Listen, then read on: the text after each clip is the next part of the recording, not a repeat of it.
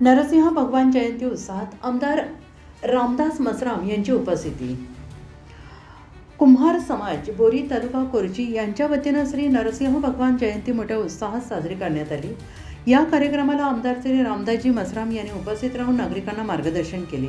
आपल्या भाषणात आमदार मसराम यांनी भगवान नरसिंह यांच्या धर्मरक्षकाच्या कार्याचा उल्लेख करत समाजात ऐक्य, सद्भावना, प्रगती यांचे महत्त्व अधोरेखित केले.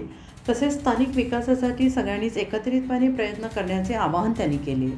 यावेळी गावकऱ्यांनी विविध समस्यांबाबत आमदार मसराम यांना निवेदन सादर केले. संबंधित प्रश्नांवर तातडीनं लक्ष देऊन आवश्यक ती कार्यवाही करण्यात येईल असे आश्वासन त्यांनी दिले.